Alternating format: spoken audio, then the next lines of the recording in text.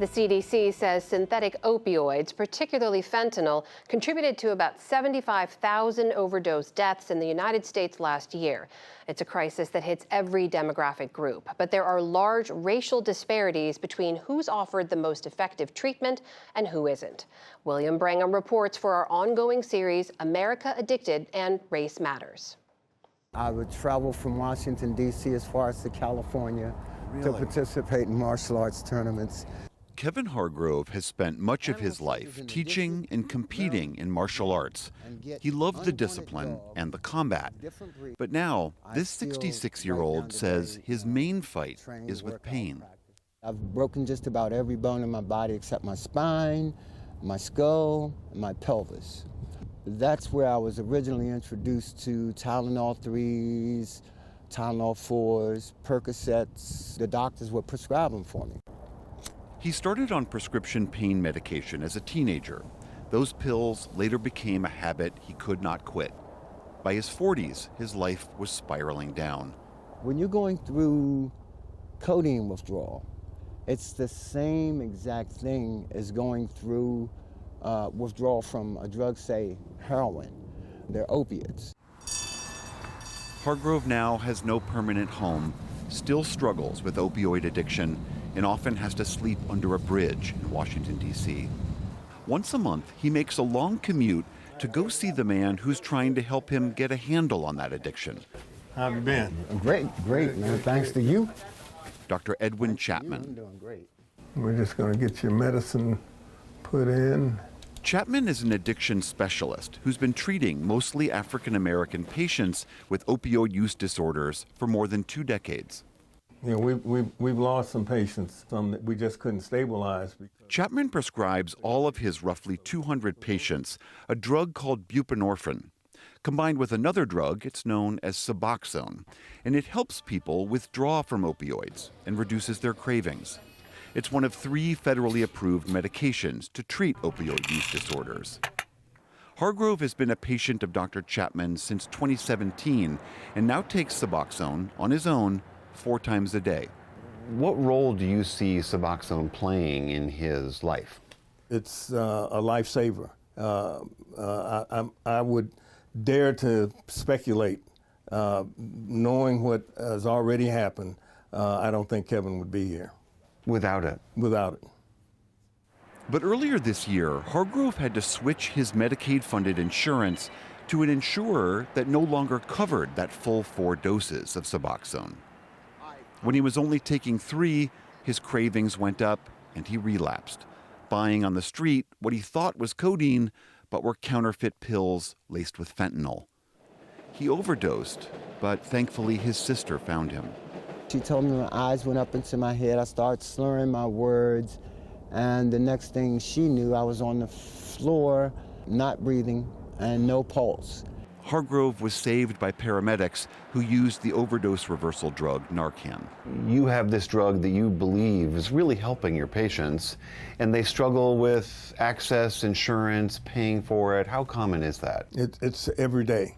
It's every day. We see about 20 patients a day. There's no standard of care, and that's what we're concerned about, the fact that everybody should have the same rules, and we should be able to dose everybody up to the maximum dose that we think they need, because it saves lives.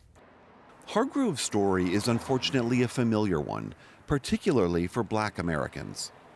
Across the U.S., overdose deaths among Black people are rising faster than any other ethnic group, but they are far less likely to be prescribed these medications that are proven to treat opioid addiction.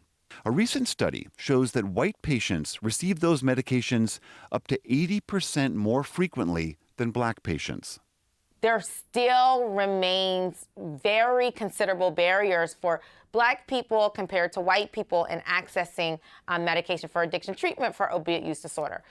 Dr. Ayanna Jordan is an addiction psychiatrist who teaches at NYU's Grossman School of Medicine. She says Black patients are often treated differently by addiction providers. There's still this thought that Black people who have an opiate use disorder have to be controlled in a way that white people don't. That Black people are not as trustworthy with their medications, that they won't be able to handle it, that they'll sell it. And what we've seen is that's not the case at all. This bias, she says, stems from several factors. Only 5% of all physicians in the U.S. are African American, and black patients are less likely to have access to doctors who are authorized to prescribe buprenorphine. On top of that, pharmacies in black neighborhoods often don't carry addiction medications. So if you're a black person who has a substance use disorder, an opioid use disorder, who also needs access to the medication, you are not going to feel empowered to come out and ask for help because you already know that people are going to treat you differently. They're going to stigmatize you. Studies have found that white people are 35 times more likely to receive buprenorphine than blacks. The roots of this disparity date back several decades, says Helena Hansen. She's author of the book Whiteout: How Racial Capitalism Changed the Color of Opioids in America. Why is it that there is such a huge racial disparity in who gets buprenorphine?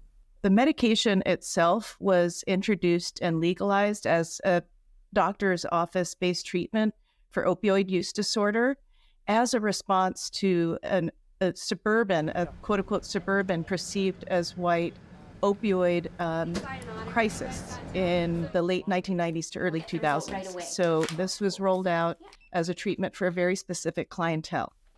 Hansen says this results in black and brown patients often being left with only one medication treatment option: methadone, a medication that works but comes with many more strictures. If you are on methadone treatment in this country, you're restricted to a very small handful of clinics that are directly licensed and regulated by the DEA that require you to come in every day to be watched taking your medication to ensure that you're not diverting the medication, not swallowing it and perhaps trying to sell it on the street. You're going to be subject to regular urine testing. It's a much different feeling than being in a private office with a personal doctor.